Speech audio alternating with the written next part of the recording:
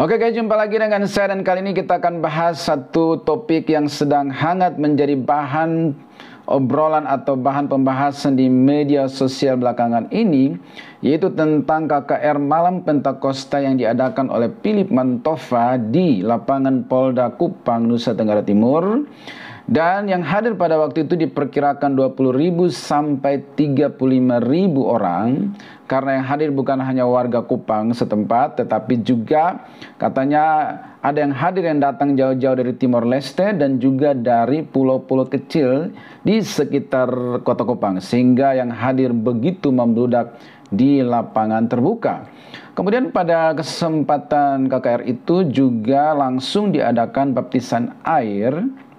Dan menurut video-video yang saya tonton dikatakan ada sekitar 1.000 orang memberi diri dibaptis air dengan cara diselam atau dicelupkan atau ditenggelamkan. Dan karena itulah sehingga menyebabkan perdebatan, ya, setelah peristiwa KKR itu banyak perdebatan yang terjadi seputar apa yang dilakukan pada KKR itu, ya. Misalnya, bolehkah seseorang dibaptis ulang? Karena artinya diasumsikan bahwa karena di sana mayoritas Kristen, maka kemungkinan besar pada umumnya waktu kecil sudah dibaptis dengan cara percik. Bolehkah mereka dibaptis ulang yang 1.000 orang tadi itu? Kemudian juga tentang bahasa roh yang juga diterapkan atau katanya diajarkan di dalam KKR itu. Ya, tapi pada kesempatan ini saya khusus akan hanya membahas tentang baptisan air untuk memberikan edukasi kepada kita dan tentunya kembali ke Alkitab atau back to the Bible, ya, based on the Bible. Ya, nah, ada 9 poin yang akan saya bagikan di sini, yaitu yang pertama adalah makna baptisan air, kemudian yang kedua, kiasan baptisan air dalam Perjanjian Lama. Kemudian yang ketiga, siapa saja yang boleh dibaptis? Apakah anak-anak bayi boleh dibaptis atau tidak? Kemudian yang berikutnya lagi adalah formula baptisan air. Kemudian berikut baptis ulang, bolehkah? Ya. Kemudian apakah baptisan bayi adalah pengganti sunat dalam Perjanjian Lama? Kemudian yang berikut, apakah baptis selam menjadi syarat untuk seseorang melayani di gereja? Kemudian siapa saja yang boleh membaptis? Dan di mana sebaiknya baptisan air itu dilakukan? Ada 9 poin. Dan kalau video ini panjang, akan saya potong berdasarkan 9 poin ini. Baik, kita mulai saja. Yang pertama adalah makna baptisan air. Ya, di dalam Matius pasal 3 ayat 11 itu mengatakan bahwa, ya, baptisan itu adalah tanda pertobatan. Ya, bunyinya seperti ini, Matius 3 ayat 11, "Aku membaptis kamu dengan air sebagai tanda pertobatan," kata Yohanes Pembaptis. "Tetapi ia, Yesus, yang datang kemudian daripadaku lebih berkuasa daripadaku, dan aku tidak layak melepaskan kasutnya. Ia akan membaptis kamu dengan Roh Kudus dan dengan api." Ya, jadi Yohanes mengatakan bahwa aku membaptis kamu sebagai tanda pertobatan. Jadi makna baptisan yang pertama adalah tanda bahwa orang itu sudah bertobat.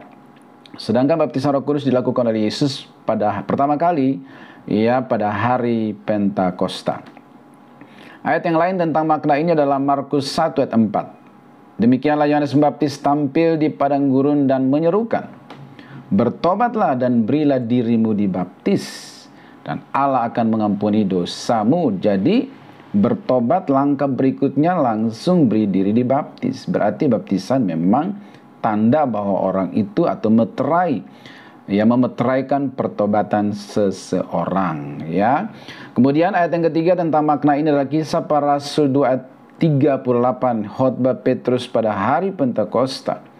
Ya, di situ dikatakan, "Jawab Petrus kepada mereka, 'Bertobatlah, dan hendaklah kamu masing-masing memberi dirimu dibaptis dalam nama Yesus Kristus untuk pengampunan dosamu, maka kamu akan menerima karunia Roh Kudus.'" Ya, jadi bertobat lalu beri dirimu dibaptis, maka kamu akan diampuni dosa dan juga menerima karunia Roh Kudus. Ya, itu makna yang pertama. Kemudian makna yang kedua tercatat di dalam Roma pasal 6 ayat 3 sampai 6. yaitu dikuburkan bersama Yesus dan dibangkitkan bersama Yesus. Roma 6 ayat 3-6.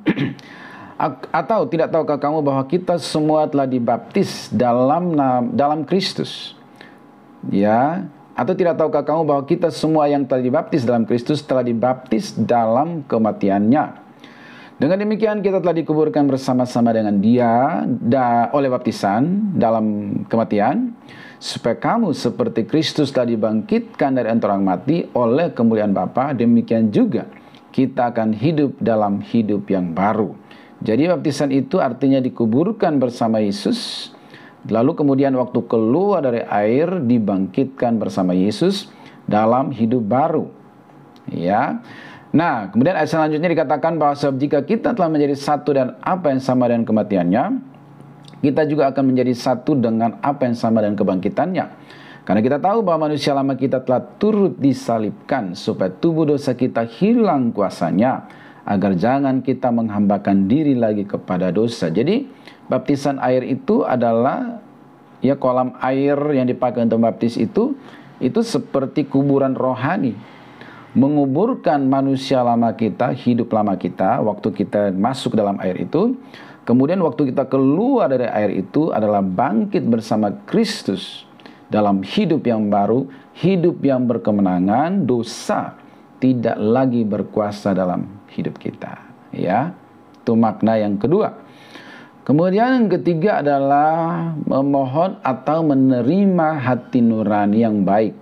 1 Petrus pasal 3:21, juga kamu sekarang diselamatkan oleh kiasannya, yaitu baptisan. Maksudnya bukan untuk membersihkan kenajisan jasmani, melainkan untuk memohonkan hati nurani yang baik kepada Allah oleh kebangkitan Yesus Kristus. Jadi itu pembasuhan, pembersihan, tetapi yang dibasuh ini memang tubuh yang basah kena air, tetapi sesungguhnya di alam roh yang dibasuh itu adalah hati nurani, supaya kita atau orang yang dibaptis itu boleh menerima hati nurani yang baik, yang memohonkan hati nurani yang baik kepada Allah melalui kebangkitan Kristus.